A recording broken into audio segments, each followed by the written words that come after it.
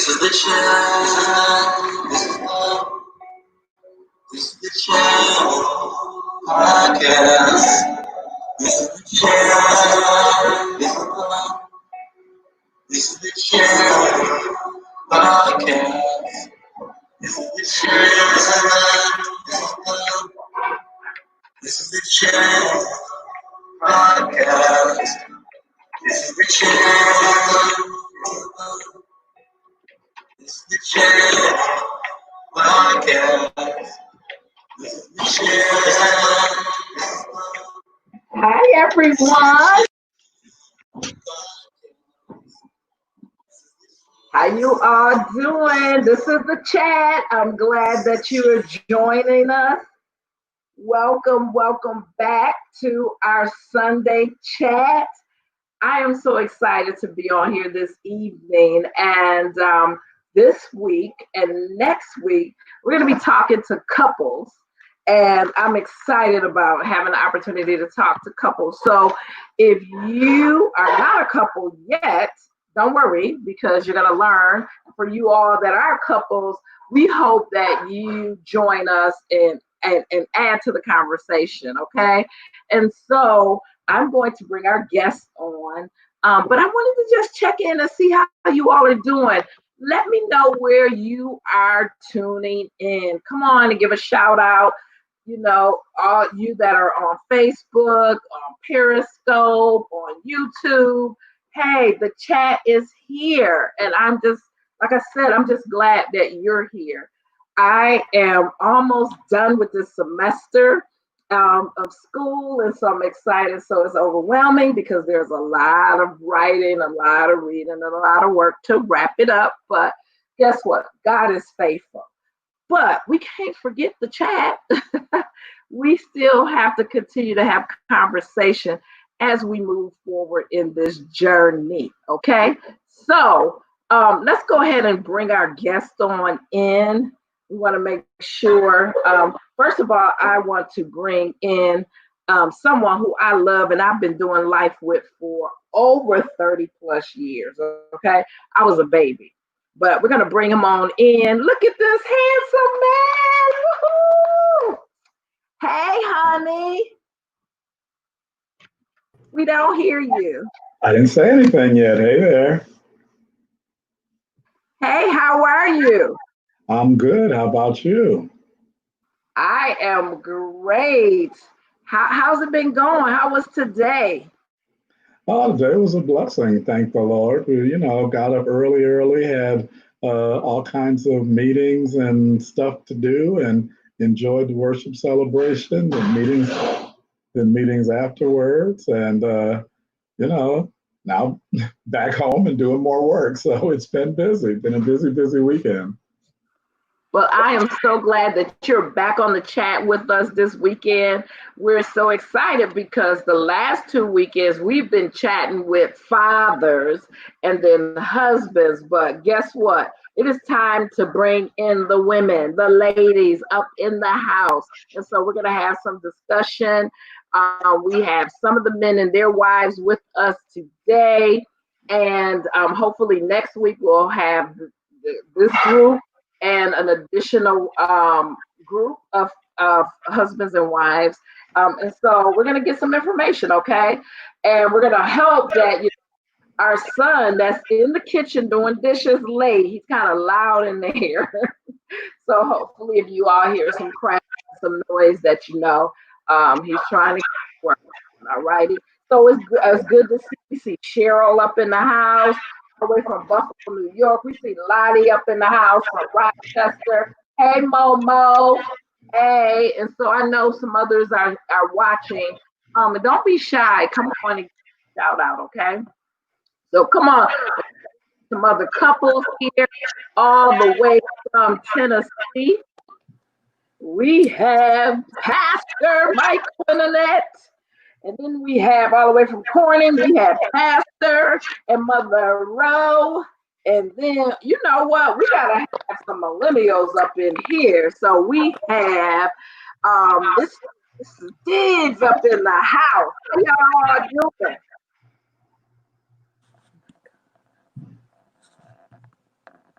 Don't be shy. Doing good.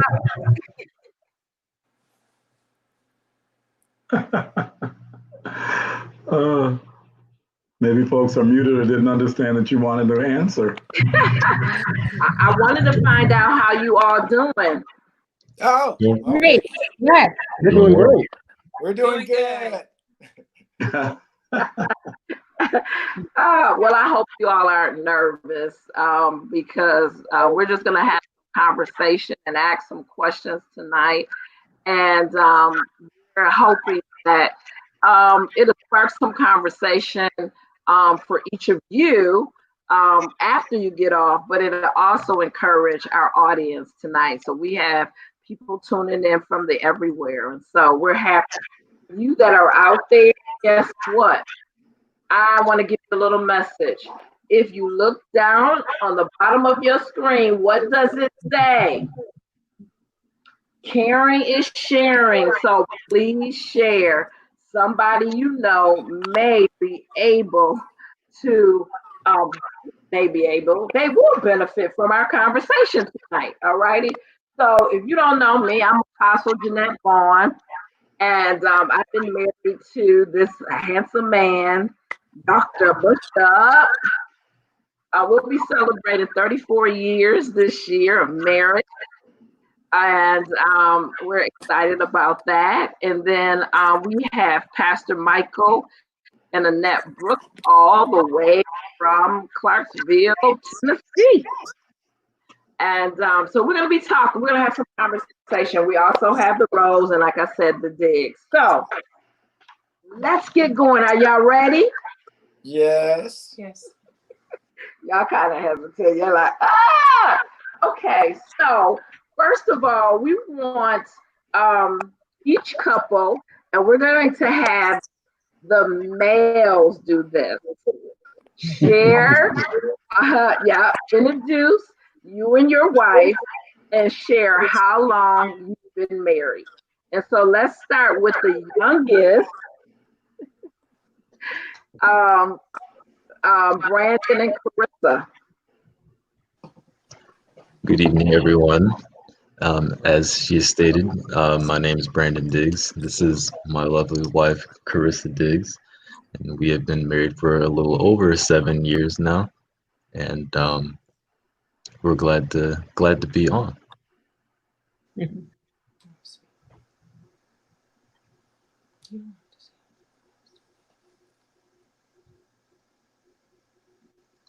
Okay, so let's now introduce. I don't know who's been married longer, but I think I'm going to go on the bottom. So, Pastor Rick and Mother Rowe, introduce yourself, Pastor Rick. So I'm Ricardo Rowe, and this is my beautiful and talented, my everything, my wife, Wendy Rowe, and we've been married for 21 years. Hallelujah. All right, so we have some time in. All righty, and last but not least, the pastors from Tennessee. Come on, Pastor Michael, introduce you and your wife.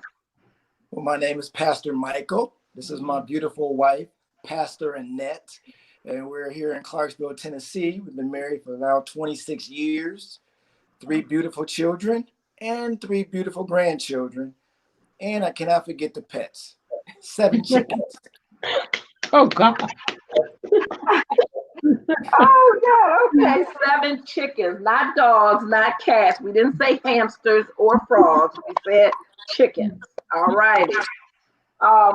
And they all have, well, the women have names of biblical names. So anyway, we'll stay focused. So, Bishop. Yes. We're going to start with you with this next question. I didn't get to introduce my wife and I. Introduce us. Okay. Go ahead. Introduce us. All righty. So you can see we are by intention the only couple that's not in the same physical vicinity together. And that kind of speaks to how we have been partners over the course of 34 years now. We have learned how to stay connected even when we are apart. So if I'm in Africa, she's in the States, she's in California, I'm in New York, we still have that connection. We met at college in Rochester, New York, back in 1983. And by God's grace, got married 3 years later in 1986, September 20th. And here we are, still going strong 34 years later. Still feels like we're teenagers, but when we go to climbing up those stairs, we figure out that we are really not. Speak for yourself. Speak for yourself. Speak for yourself. All righty. So let's switch up, and we want to hear from the ladies. And so, ladies, are you ready? So we want you to share and answer this as transparent as you can. What issues, and it could be any issues, are most important to you right now?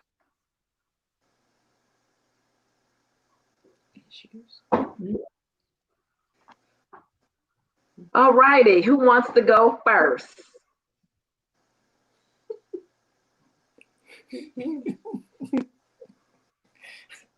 Okay, I'll go first.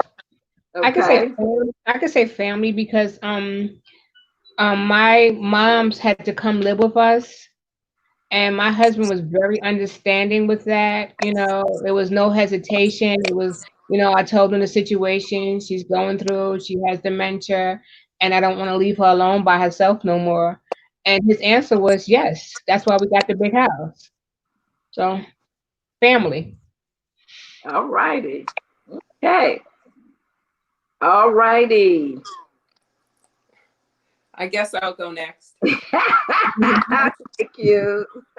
Oh, I agree with family and also security.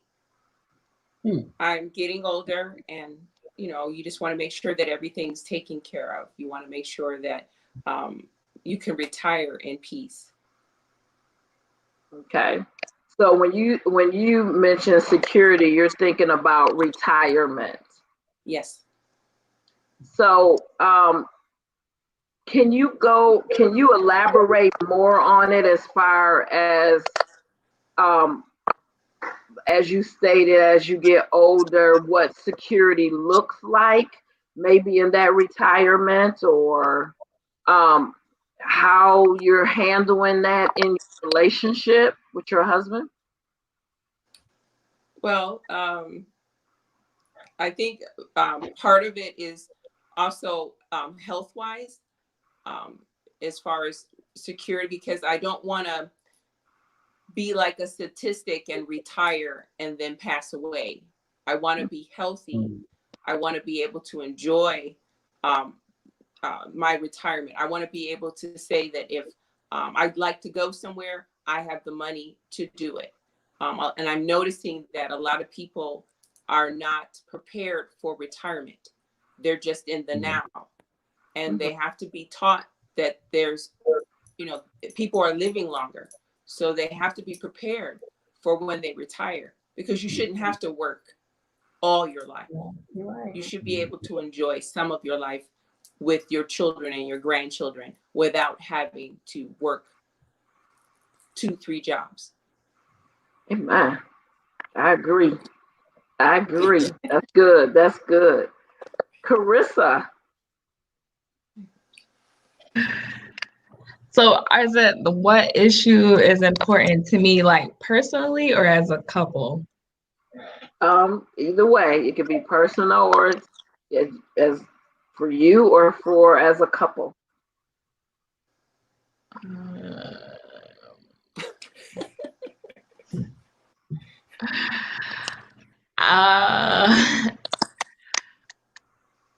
Let's see.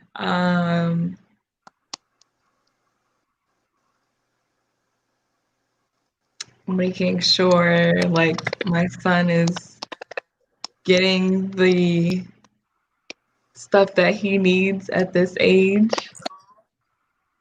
So what do you mean by stuff?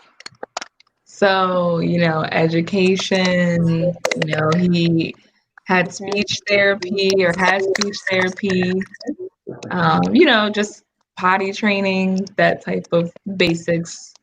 And then especially during this time, keeping him safe during COVID, that's priority for me. So it goes back to the family. I would say, I guess, intimacy, so we could get busy.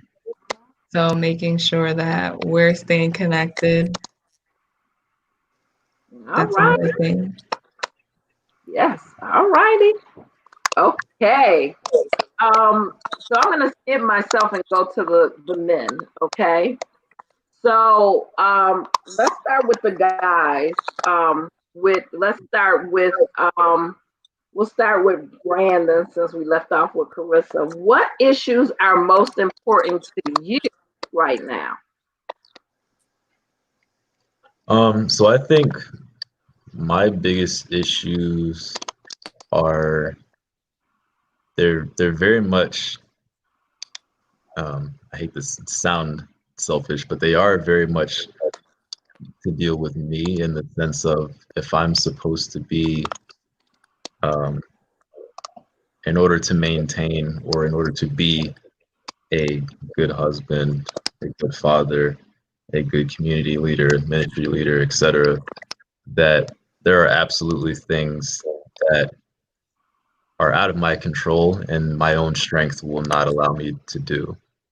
So I feel like my issue right now is just really making sure that when I come across those things, that I'm really rooted in what God has for me and what I know about him and what he has for me. Because when I do it in my own strength, it's gonna run out. Okay, awesome. Awesome. Bishop.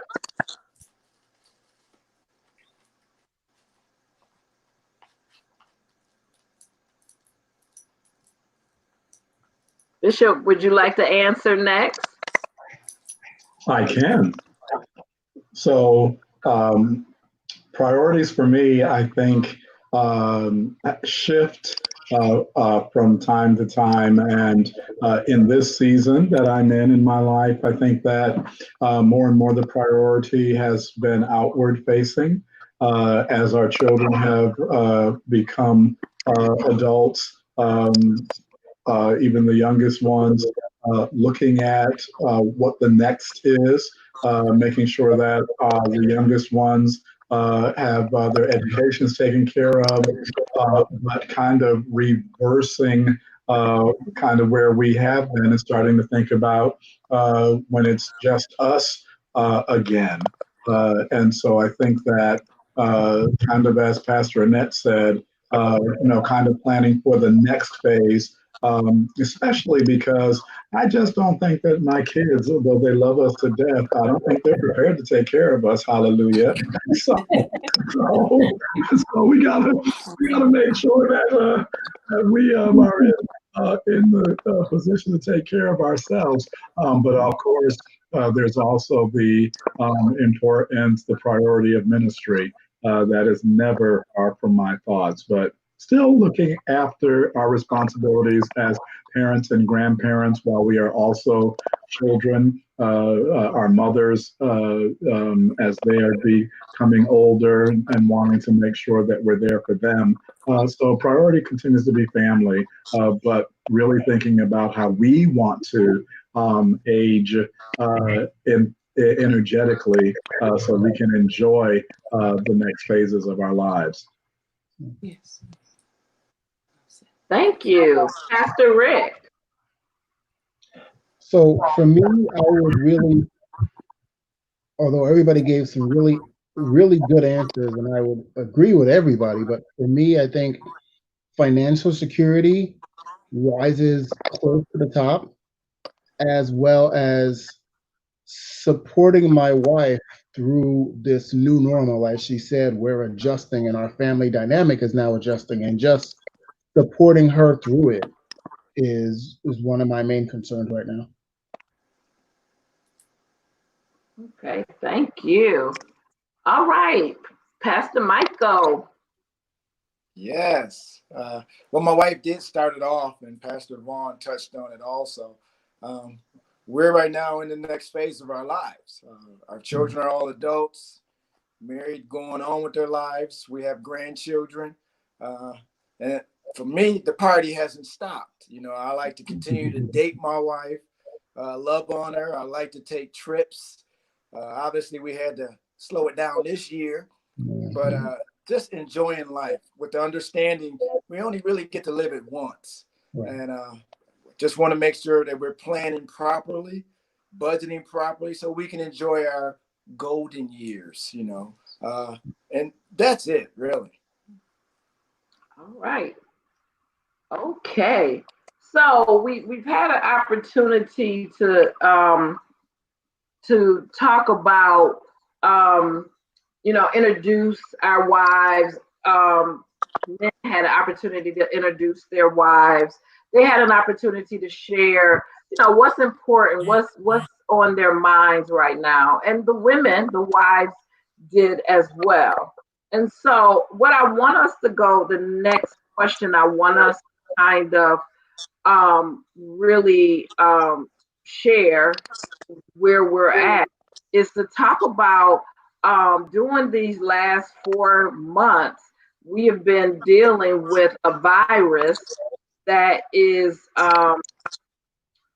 have impacted us, where most of us are having to be at home. And so what I want to do is ask the question, if the COVID season wasn't happening, and I'm hearing a ticking, and I don't know if somebody have their maybe a phone on, or but if you can mute your line until we call you, then that's gonna stop. Okay.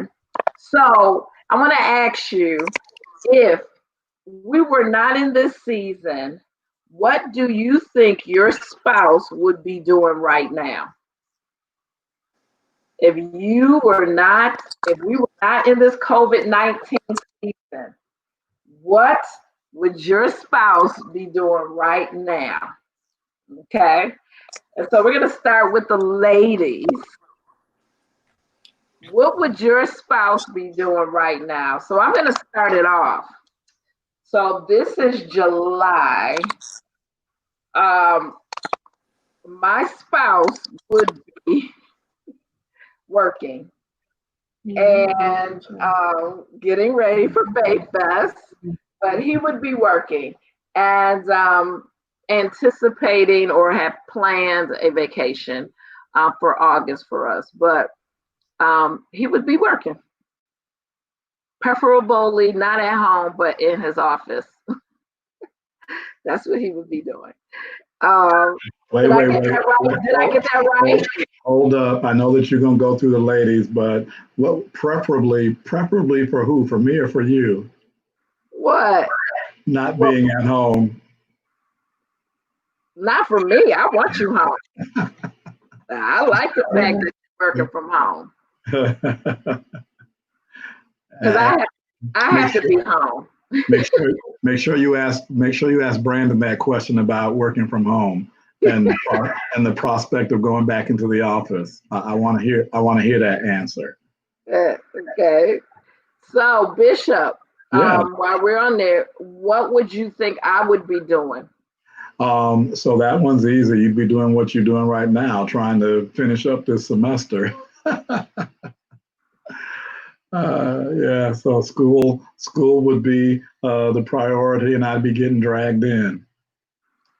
But the good thing is I would have been traveled. I would have been China and just getting back from California. Well, okay, so let's flip on over there to the Brookses.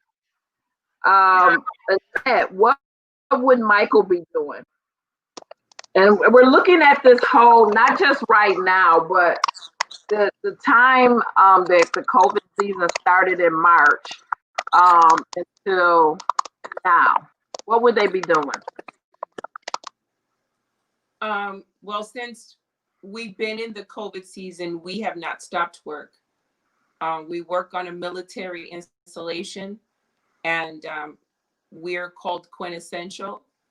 And so we would be preparing for work. He would be preparing for work in the morning. So that's what he'd be doing right now. And then he'd be working with his Prime America. Yeah. Okay. Yeah. So Michael, what would Pastor Michael, what would Pastor Annette be doing? Pretty much what she's doing now. I mean, she's keeping a beautiful home, a garden, the yard. She's a farm girl, country girl. So she's tending to the chickens and just enjoying things around the house. And being a grandma, she's great at it. She loves our grandbaby. So nothing has really changed for us outside of just taking a vacation or two. So we've taken our vacation earlier in May. Normally we would take one probably in August.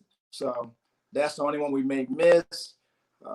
For the most part, not much has changed for us other than us obviously still building our ministry and being aware of what's going on in the world today with COVID. Okay. Awesome. Thank you. Okay, let's go on down to the rows. So, Mother Wendy, what would Pastor Rick be doing? Working. July is the month that he usually works a whole lot of stuff like that. So July is work month for him.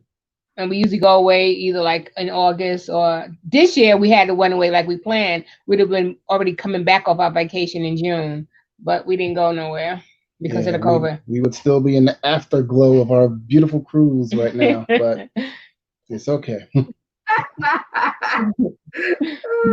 So Pastor Rick, what would our mother be doing? So right around this season, it's a couple different things. She would either be down in the city supporting her mom and family, which of course now that her mom is here, she doesn't have to do that. Or right about this time, she really starts getting into the like home improvement, decorating the house, fixing things around the house, new curtains, new this, new that. She'd really be getting into that stuff. And I think the COVID crisis has curtailed that a little bit because it kind of took her a while to get into that mood, but she got into it. Awesome. All right, Diggs, you're next. Carissa, what would Brandon be doing? Honestly, I feel like he would be doing the same thing. So, I mean, he still gets up and helps with get Jeremiah ready even before he started going to the summer program. Still does his work, just not in the office. So yeah, he does pretty much the same thing. It's just, you know, we're all together all the time. Okay. Brandon, what would Carissa be doing? So I could not possibly be your husband without mentioning this. My wife would not be here right now if it weren't for COVID, because I know my wife loves to travel, and I know that this season has been a little interesting for her because she can't travel. So yeah, I know for a fact that she would be traveling somewhere. It wouldn't necessarily have to be, you know, with a group of people or like a specific, you know, objective in mind. It doesn't have to necessarily be that. She just enjoys being able to go and to, you know, have some her time. Me too. I'm ready to travel. All right. So now let's talk about, and I know our audience out there have been waiting, you know, like, okay, yeah, all right, the COVID. Okay, that's nice. What would they be doing? Let's talk about this thing called marriage, this institution called marriage. I want you to share like one of a major highlight of your marriage, okay? And then I want you to share one maybe an area of challenge or one of the areas that you really had to push through. Okay. So we're going to do it a little different. So I'm going to ask the wives, or no, I'm going to ask the husband to share what they think their wives would say one of the most phenomenal highlights of your marriage. So the husband is going to share Okay. what they think that their wife would think. Okay. So I'm not trying to go first. I just want to know what the Diggses are laughing over there about. I want to hear. Well, I want to be a fly on the wall. But anyway, I'm just saying, Diggs, I see y'all. So Bishop, since you spoke up, we're going to let you go first. All righty. So, oh no, he did. Now he's trying to put his picture up. So that's tough. After so even though we've been married 34 years, we've known each other 36, 37 years. So we were teenagers when we met. So that's a lot of years to have highs and lows. I would say that I'll do the low. A low that I'd be willing. Oh, you're supposed to do it. Yeah, you can do a low and a high. The low that I'd be willing to share with Nosy America anyway would be probably the early years of our marriage when we were wanting to start a family and couldn't. Those were some very challenging years. We didn't conceive for the first time until more than 4 years into our marriage. And looking back on it, 4 years doesn't seem to be that long. Some people wait a lot longer. We weren't waiting, we just couldn't. And so it was a very challenging time, I would say. And so you could say that the highlight was having our kids, but if I had to pick one, I would say I would look at June 8th, 2020. That's when our baby graduated from high school. So it was like that part of the circle of life wrapped up, even in the midst of COVID-19 and his prom being canceled and graduation looking nothing like it would have, still being able to celebrate our fifth child and that accomplishment, realizing that we had been told we'd never have children. I would say that that is a pretty special highlight for me, thinking about these last 4 decades. It was supposed to be a highlight of mine, not Oh, it was supposed to be yours? the highlight, but that's okay. Oh, So okay. you got the other one correct. You know, I would say that was a real challenging time because partly we wasn't on our own. We were living with your mom and then, you know, still having to wait. I would say my highlight of our marriage was within the first few months of our marriage. Wow, okay. And it was, and this is for grown folks only,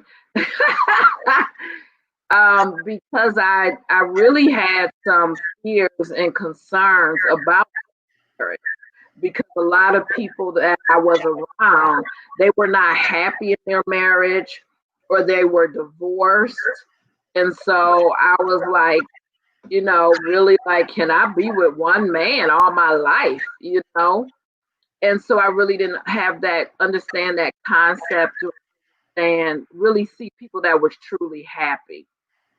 So the highlight was when for the first time, a moment of intimacy where it was just like we fit. It was a connection that I knew God was making that would never break. And that is what I hold through every crisis, whether it's happy or whether it's challenging. I go back to those first few months of our marriage and remember that intimate connection.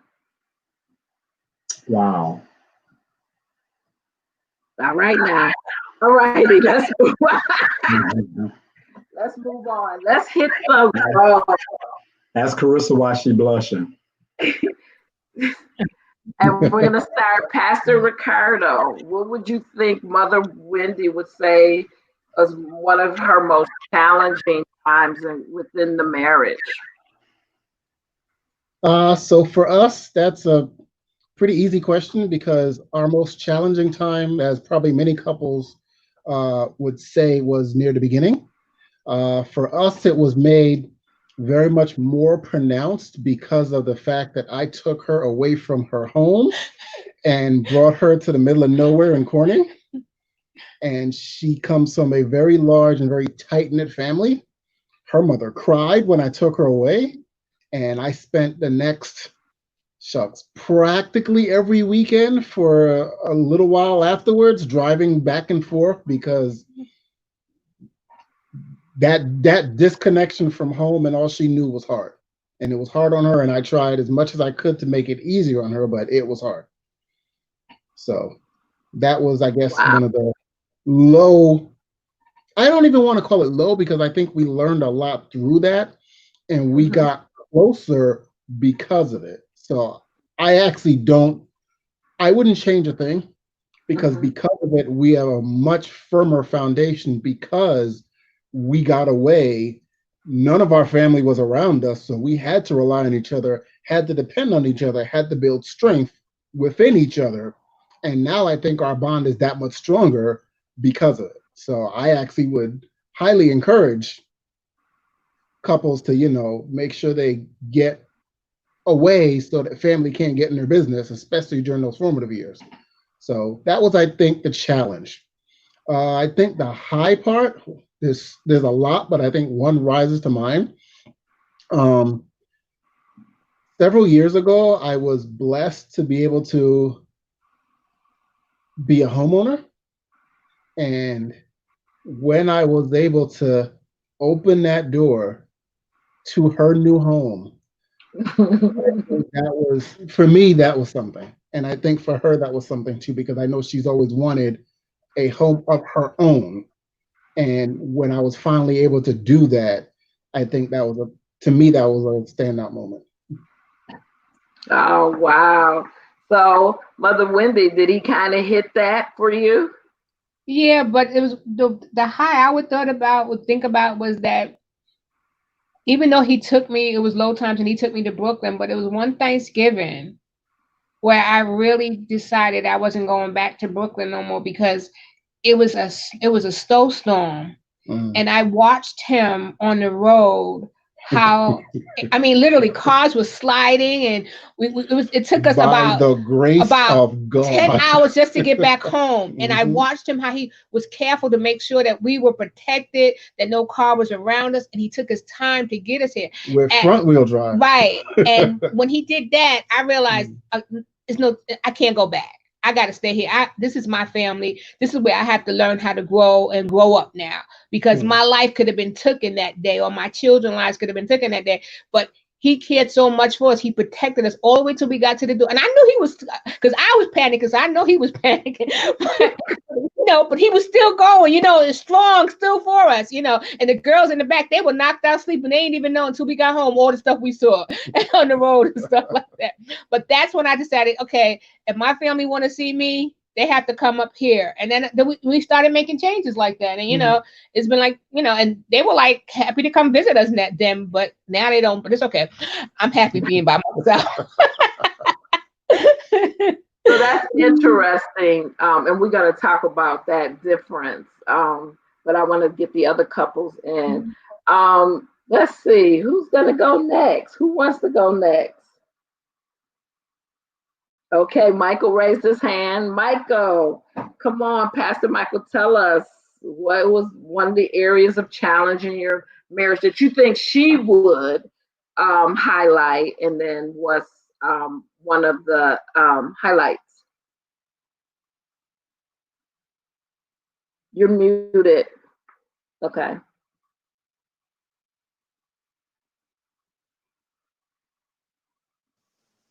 Okay. Can you hear me? I had to unmute Yes, myself. we can hear you. I believe one of the greatest challenges we first had earlier in our marriage was with her parents. You know, they were on a fixed income and people were going up on their rent and it was making it difficult for them to live. And I had made the statement to just tell her why don't her parents move in with us because we had the home in Buffalo. It was a big enough home. She saw that as a highlight. She didn't expect me to say that and didn't, even cross her mind that I would think that. But I saw her parents as my parents. They were family. And at that point, the system was taking advantage of them and bringing them into the home gave her the opportunity to nourish them and really watch out for them as they were getting older. So, I mean, I find that to be one of her greatest highlights I think she would discuss and talk about. For one of our greatest highs, I believe, was, or lows, well, no, that was a low, yes. For one of our greatest highs was us stepping out on God and leaving Buffalo, New York and coming to Tennessee. A lot of people thought we were crazy. We talked about that thing called faith. And when God said move, he had us move in 2008. I mean, that was a time of recession. People were not leaving their jobs. She had her own business, cleaning homes, and I was still doing good at Wegmans. But God said for us to leave, and that's what we did. Our challenges, we had our first 8 to 9 months was really challenging, where it forced her and I to really rely on not only God, but each other. Because again, we weren't in Buffalo around family. Brother Ricardo said it, when you're somewhere in a different land and you don't have as many people you can really count on, you really have to trust and lean on God. And in that, not only our marriage got stronger, but he moved us so much further forward, not only in our family, but just the things of the world and our relationship. So we have no regrets in stepping out on God and packing up that Penske truck and loading the old 78 Malibu on the back and going 4 states over to start something new. Was it scary? Yeah. Extremely. It was very scary. And when the challenges came, you know what? It crossed my mind one time. You own a home in Buffalo, go back. I said, oh no. God, you said this was going to be our way. You got to work it out. I grew so much more in that moment because it was a situation where I didn't have control. I had to really trust God to open doors and make a way. See, in Buffalo, I always was known by my name. I can make money on the side with landscaping and remodeling homes. But when you're in a new state, in a new city, well, nobody really knows you. Therefore, the opportunity for you to do what you think you can do was not quite the same. So I would have to say that was one of our not only greatest challenges, but I would have to say I wouldn't change a thing. All right. So that Pastor Nett, did he get it? Did he hit those? Yes, he did. That was an exciting moment in time.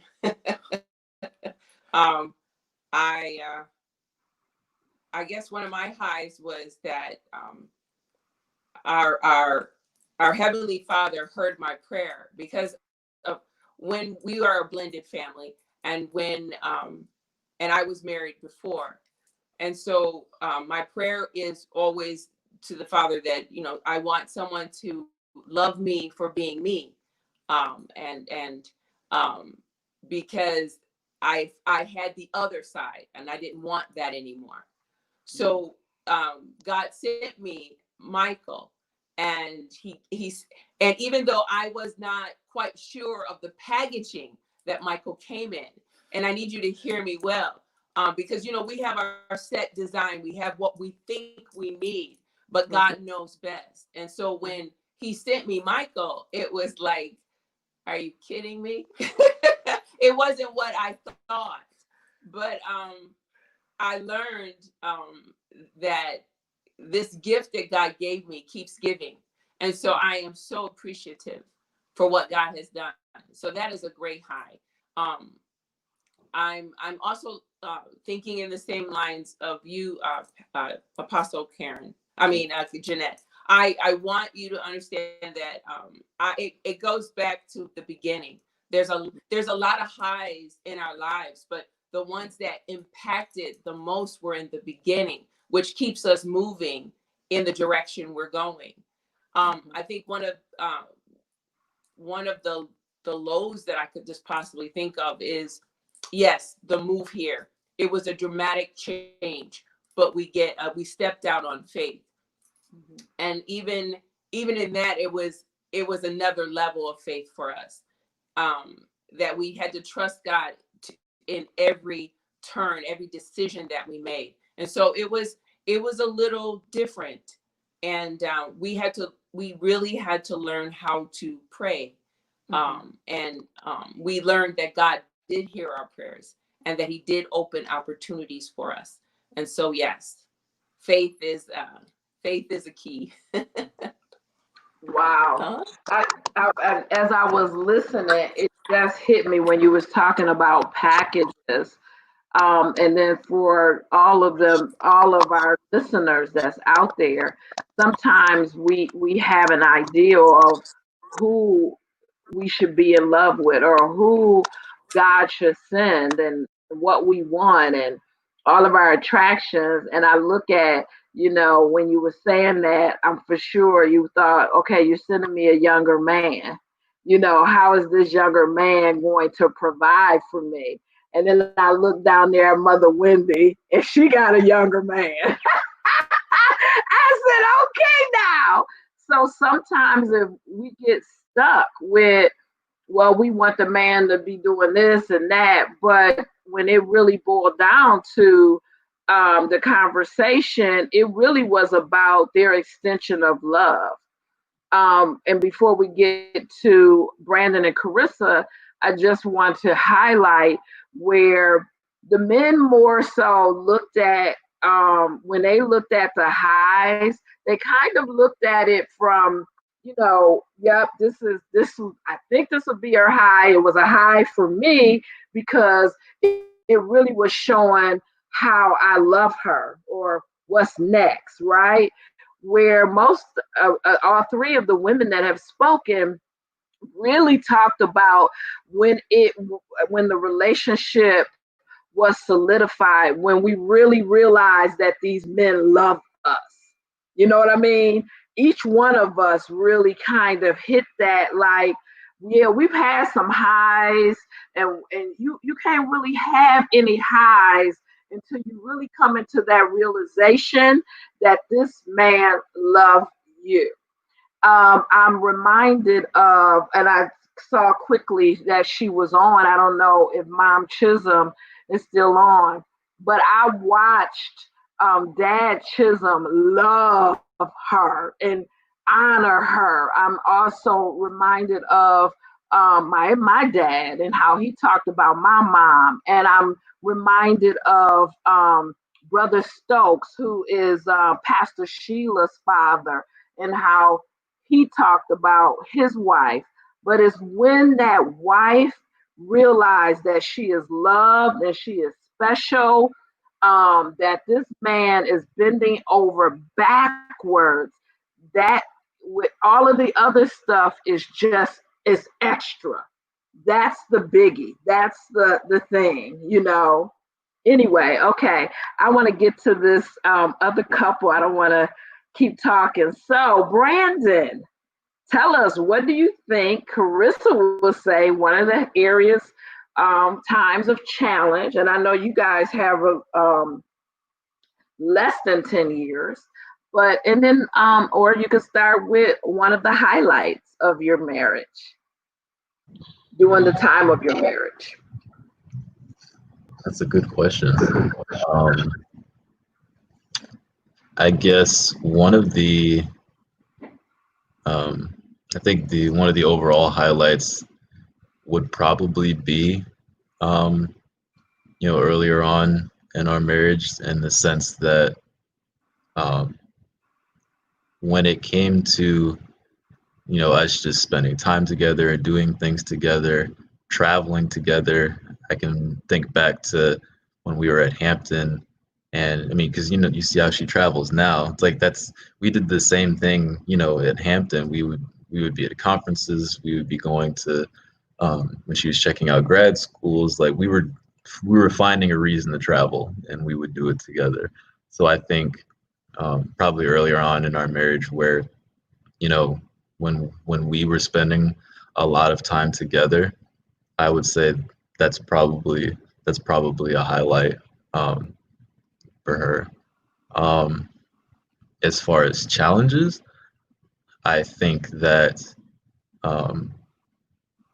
one area that definitely comes to mind right now is probably within the last year or two, and as she mentioned earlier, around intimacy, because I think I don't know if it's because we're engineers or if it's because of just life in general, but sometimes it's like when you get caught up in the routine of things, I think that's probably the challenge right now, is that when we are responsible for a lot of things, when she's working at least 10 hours a day, and we now have a 3 about to be 4-year-old son who also needs attention. And I think in the culmination of all those things, it's trying to figure out, where do you actually make time for yourself, because all of our time is literally going to everything else. So I think those are the two main things. Okay, so Carissa, did he hit him? I'd say he hit the low. The high, I don't really know. I guess we did travel a lot. Some experiences there. I was thinking about when I was pregnant, just like how he cared for me during the pregnancy, how he fed me. There it is again. There it is again, that highlight for so for husbands out there that's listening in, women, we want to be, if you think about the conversations we've been having, it's that safety, that security as we're moving from one season of our lives to the next season of our lives. And the constant or just it sometimes is those points that you're doing that extra, that we know that we're loved.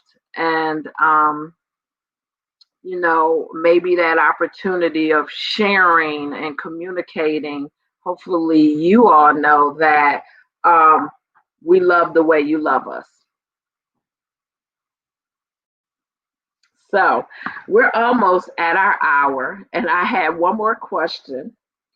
And, we'll see if we can get through it. If not, we don't get through everyone. It's something to have a discussion about. And it really is about communication. So we talked about highs and lows, and, we didn't really get into just love.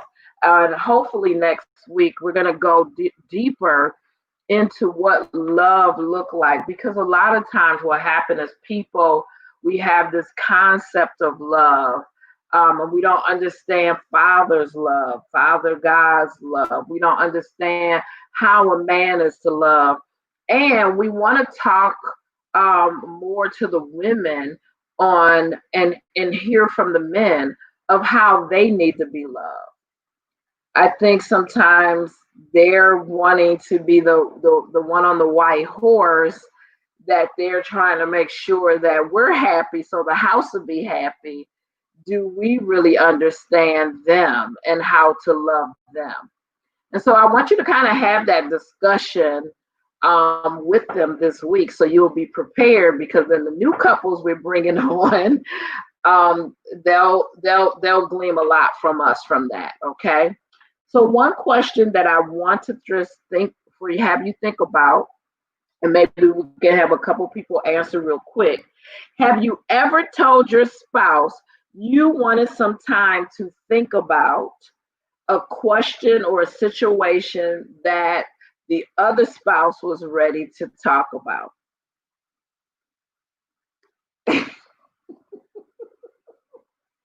Have you ever, or are you Regularly, yes. Yeah, exactly. Yeah. Agreed. That's a yes. Yeah. All the time. That's a That was, yes. that was an easy one.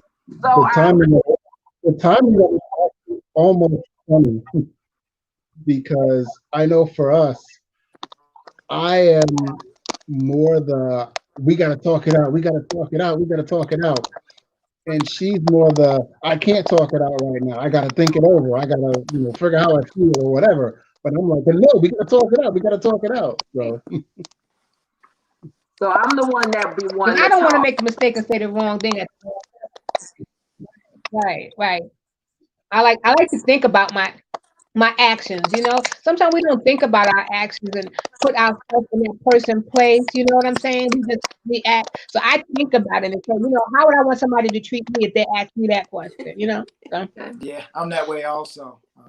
It's been a couple times where I wouldn't respond immediately because I knew I needed the time to make sure I got the words right. And I didn't just talk in my emotions. It's this one thing I always remember is once you squeeze the toothpaste out of the tube, you can't put it back in. So I've taken times a couple times, especially dealing with our children because they're close to my heart, on how I will respond to something they may have done. So my wife would have to sometimes prick and prod me to get me to, move a little faster on the response.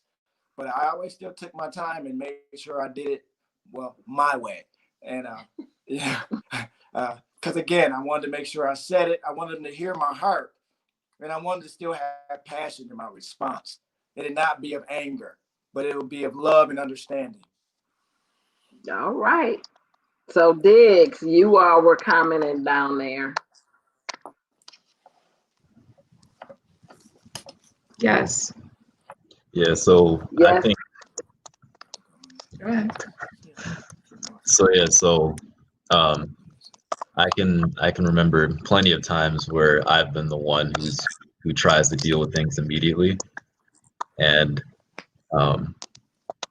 over the course of time, I think that it got to the point where instead of me trying to force the conversation and then potentially make things worse, I would recognize that if she would ask for time or ask for just like give me a moment, give me some space, that I needed to mature enough to respect the fact that she just wanted space.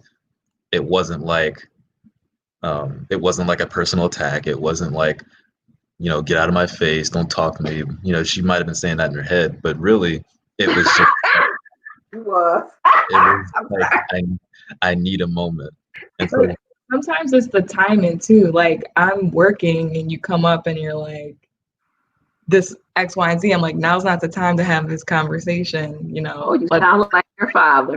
Let's put it on the back burner, or, I'm very methodical. Some of the stuff, especially when it has to do about money, or, let's think about the longer term impacts, because we have made some financial mistakes that I don't want to make again. So yeah, for me, it's just timing, because once I'm focused on something, that's all I can think about. It's how I am. So I don't want to bring into another conversation and say yes to something, and knowing him, he will drive and get it by whatever, and then I forget. So ladies and gentlemen of the jury, I would like it stricken from the record that she said that Carissa is like me in that regard. My wife needs to elucidate and let the world know that usually when I have that response, it is because I am half asleep. No, that is not true all the time, honey. That's not true. Well, the thing is when you get home, or when I finish working, when I come to bed. Okay, ladies and gentlemen of the jury, I submit to you Exhibit A. This college student comes to bed at 2 and 3 o'clock in the morning. That is not the time to engage me in a serious conversation about anything. The Holy Ghost can do that, but he doesn't sound like her. I don't be talking to you at 2 or 3. You come into my office and say, honey, come to bed. I try to wait. So anyway, see, we learned a lot. And we grow in that. And you see that in most couples is like that. You have one that want to discuss and you know, that others need to process, and you know, some of us need to just move the process quicker if we need a quicker answer, or it could just be something. I just want to know what your thoughts are. But he says if he says it, then I runs with it like it's true. But usually when he says something, that's what he means. All righty.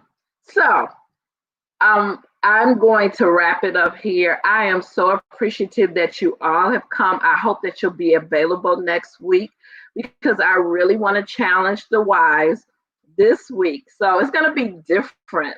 So men, you don't really have an assignment. You're going to allow your wife to find out through exploration, through communication, how do you need to be loved. And so for all of you wives that are out there, and I want to say out there in cyberspace land, I want to encourage you to go along with our exercise this week. And we're going to have our men, they're going to come and basically tell us if we did a good job loving on them this week, okay? Now, honey, you have to understand I got a lot of stuff to do this week. Listen.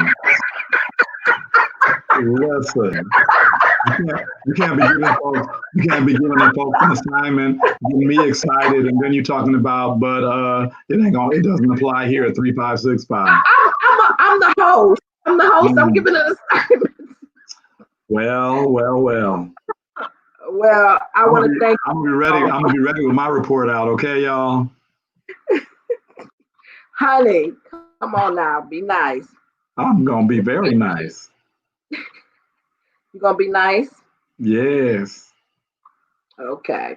Well, we want to thank you again all for coming. Make sure you join us next week here on the chat.